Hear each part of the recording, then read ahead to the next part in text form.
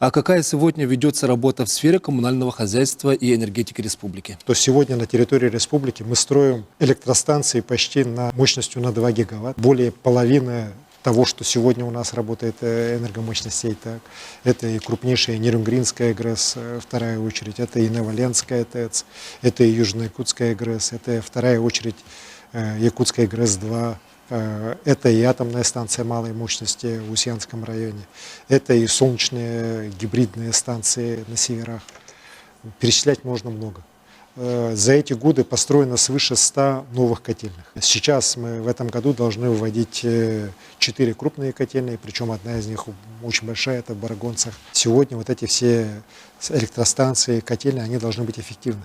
Ну и, конечно, вопрос очень серьезный, это тарифный. Стоим на стороне населения, стоим на стороне наших предприятий. Тарифы в Якутии нельзя бесконечно повышать.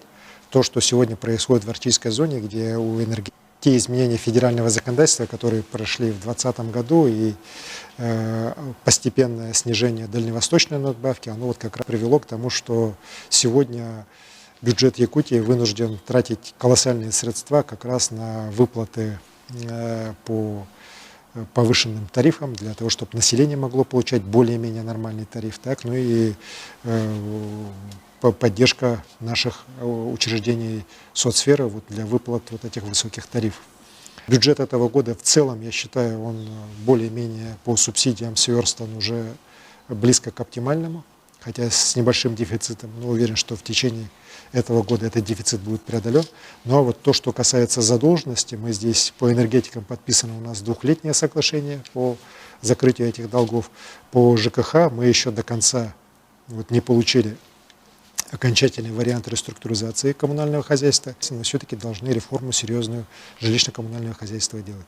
Вот. В первую очередь это касается ГУП ЖКХ. Надо сейчас конкретно решать и конкретные определенные шаги делать для того, чтобы жилищно-коммунальное хозяйство мы привели в нормальное состояние и с тем, чтобы в дальнейшем оно без срывов, без серьезных проблем обеспечивало как раз всех якутян необходимыми услугами на хорошем уровне.